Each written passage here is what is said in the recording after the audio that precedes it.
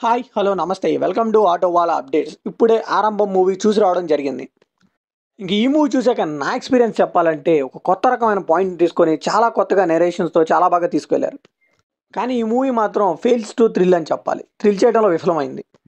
కానీ మన డైరెక్టర్ని మాత్రం మెచ్చుకోవాలండి. ఎందుకంటే డెబ్యూ డైరెక్టర్ అయినా కానీ ఇలాంటి కథ తీసుకొని అంత నేరేషన్స్తో చాలా బాగా హ్యాండిల్ చేశాడు కొన్ని సిచ్యువేషన్స్ అయితే. సో ఈ మూవీ ఎందుకు ఫెయిల్ అయిందో అనేది మన ఇండెప్త్ రివ్యూలో మాట్లాడుకుందాం. ఈ మూవీ బేసిక్ స్టోరీ ఏంటంటే మన హీరో అయిన మిగేల్ ఒక జైల్లో ప్రిజనర్గా ఉంటాడు. ఒకరోజైతే ఆ జైలు నుంచి తను ఎస్కేప్ అవుతాడు. సో అక్కడ జైలు సిబ్బంది ఏం చేస్తారంటే ఒక ఇద్దరు ఆఫీసర్స్ని డిటెక్టివ్స్గా పంపిస్తారు. సో వాళ్ళైతే ఇన్వెస్టిగేషన్ మొదలు పెడతారు. అసలు మిగేల్ ఎవరు, అసలు జైలు నుంచి ఎలా ఎస్కేప్ అయ్యాడు, తన వెనక ఎవరున్నారు, తన గతం ఏంటి, ఇదే మూవీ అంతా.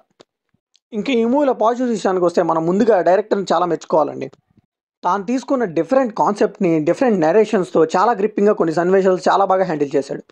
సో దీంతో టాలీవుడ్కి ఇంకొక వర్స్టైల్ డైరెక్టర్ దొరికినట్టే అనిపిస్తుంది నాకు. And care of Kancharapalem fame Mohan Bhagat ఆయన పర్ఫార్మెన్స్తో ఇచ్చి పడేశారని చెప్పాలి. సో కంపారిటివ్లీ ఫస్ట్ హాఫ్ అయితే చాలా బాగుంది మూవీ. అండ్ హీరోకు వాళ్ళ మదర్కి వచ్చే కొన్ని ఎమోషనల్ సీన్స్ అయితే చాలా బాగా వర్కౌట్ అయ్యాయి కూడా. అండ్ అలానే హీరోకి వాళ్ళ ఫ్రెండ్కి వచ్చే సన్నివేశాలు కూడా చాలా బాగా వర్కౌట్ అయ్యాయి. ఇంకా ఈ మూవీలో నెగిటివ్స్ విషయానికి వస్తే ఈ మూవీలో స్టోరీ బాగున్నా కానీ స్క్రీన్ ప్లేలో చాలా వరకు ఫ్లాస్ ఉన్నాయి. మూవీలో చాలా సీన్స్ అయితే చాలా రిపీటెడ్గా అనిపిస్తుంటాయి. ఇంకా మూవీలో కొన్ని ఇంపార్టెంట్ సీన్స్ని ఇంకొంచెం డీటెయిలింగ్గా చూపిస్తే బాగుండేదని నాకు అనిపించింది. ఇంకా ఎమోషనల్ సీన్స్ని ఇంకొంచెం బలంగా చూపించుంటే ఎమోషన్ చాలా బాగా వర్కౌట్ అయ్యేది, ఎలివేట్ అయ్యేది, మూవీకి హెల్ప్ అయ్యేది అది. ఇంకా ఈ మూవీలో పెద్ద డ్రాబ్యాక్ వచ్చేసరికి హీరో ఫ్లాష్ బ్యాక్ అండి. అదైతే చాలా బోరింగ్గా అనిపించింది.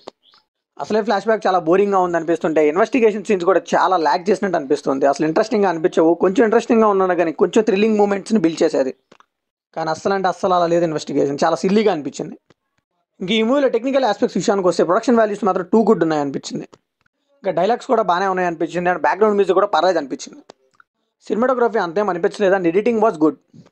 ఇంకా డైరెక్టర్ నాగ్ విషయానికి వస్తే తను తీసుకున్న కథాంశం మాత్రం చాలా డిఫరెంట్గా అనిపించింది.